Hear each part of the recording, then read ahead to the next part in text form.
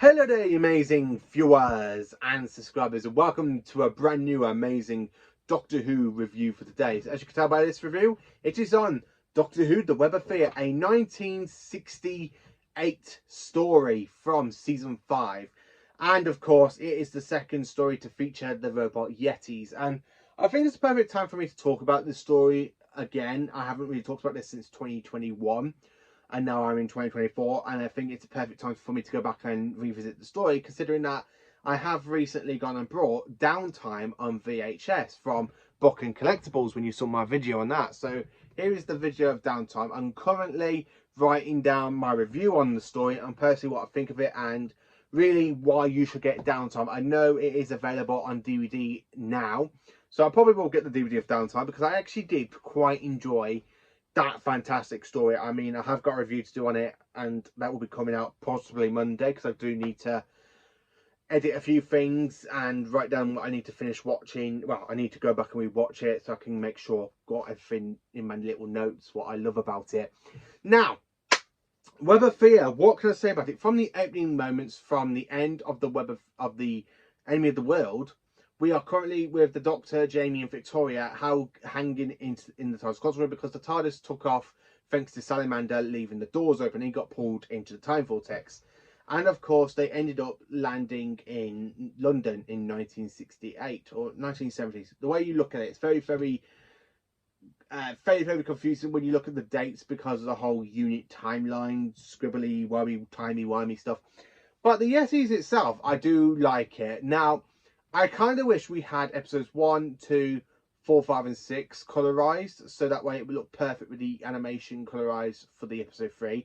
But to be honest with you, I kind of prefer the black and white version. I would like to see it colorized because I would love to see the Yeti in full-blown amazing color, but I can dream. I know some people don't want this story to be touched. I understand why, but I just have a little bit of like, I really want to see this story in color because I think it would absolutely be amazing. So before I talk about the whole subplot, so the Great Intelligence is trying to take over the world once again after being stopped by the Doctor, Jamie and Victoria in Tibet, thanks to the help of Professor Tramis and the monk monastery. Now, I have already done my review on the Web of the Abominable Snowman when that came out in 2022. And I think I need to give that one another rewatch and get an up-to-date review on it because I absolutely love it. So actually, the fact that we literally have episodes 1, 2, 4, 5 and 6 fully upscaled for the Blu-ray release looks absolutely perfect in pure HD. It's so good to see a black and white, and to be honest with you, this came out way before season 2 came out. So this was the very first time we actually saw some episodes from 1960s fully transmitted into HD or transferred into HD, which is actually quite good and proper. Now, I love the sound of the Yetis, that little bleep beep beep beep beep beep bit from the spheres. I really love the whole London Underground setting. Very claustrophobic in some scenes. I mean, I love that scene with the Doctor following the wires to the bomb at the train station, and then of course 2 robot Yetis come across it. And they kind of use the web to try and contain it. And of course it does explode, knocking the Doctor out. But we don't really know where the Doctor is until episode 3, where he literally meets Colonel Lethbridge Stewart. Not Brigadier. He's a colonel in this story. And of course this is before Unit was even made. And basically this is set from Doctor Who Flux, where basically we hear the Brigadier's voice talking about the post office attack in the War Machines. It's somewhere set in between these 2 stories for the 60s, which I don't really mind. I think it's actually quite good to have that little bit of a connection. I really love the army in this episode because I'm not really too keen in certain episodes Doctor Who with the army, not just Unit, I mean like regular army, but I actually quite enjoy the army performance in this one.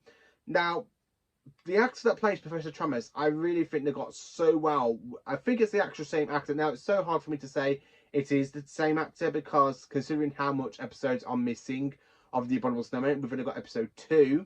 But the animation, the voice from the from the basically TV recordings, it does sound so familiar to this Professor Tramis. So really, I think it's the same actor but done to make like he's really, really old, as this is set 40 years later after Tibet.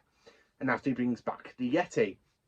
So this one's actually quite brilliant. I mean, my favourite scenes is literally where you got the soldiers running around like London, and of course you have the big giant yetis going like that, walking around, and you kind of got that fantastic dramatic music, that very fantastic music from Tomb of the Sowen, which is actually quite brilliant. I mean, I actually love the scene that when they're literally running away and the yetis are just there coming towards them with the little weapons. I really do love that. Patrick Troughton.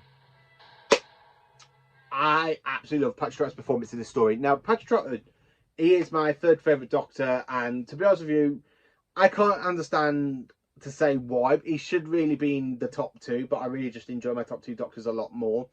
I really love Patrick Troughton. His facial expressions really do make me chuckle a little bit. I mean, some of the stuff where he's there trying to trick the Great Intelligence into taking over his mind, where the Doctor's basically rewired the machinery to try and get into the Great Intelligence to find out what it's basically after, which is brilliant, just brilliant.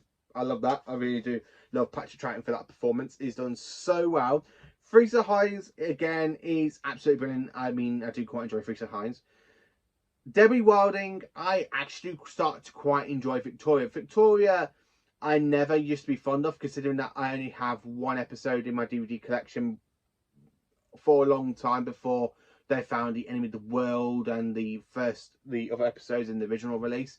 And then, of course, with the animations for other stories like the Abominable Snowmen and Fear from the Deep, I'm actually starting to quite enjoy Debbie Wilding's character, Victoria. Plus, she's in Downtime as well. So, as I was watching that, and I'm really like seeing an older Vicky, which is actually quite an older Victoria, which is actually quite good. I absolutely love the Robot Yetis. I think they are amazing. I mean, I don't really want to give too much away for you if you haven't seen this story, but the thing is that if you have seen this story, you already know how good this is. You already know how good the Web of Fear is. And to be honest with you, I absolutely flipping love it. When I first reviewed this, I said about a 9 out of 10. It's actually gone into a 10 out of 10, I think. It's actually definitely gone up in my estimates. I actually quite enjoy it. The Web of Fear, absolutely brilliant. So many iconic shots, specifically in the London Underground and some other certain scenes. Absolutely brilliant. Let me know in the comments, what do you think of the Web of Fear? Let me know. Please do like, subscribe, and share, and join me for more awesome Doctor Who content. Enjoy this video.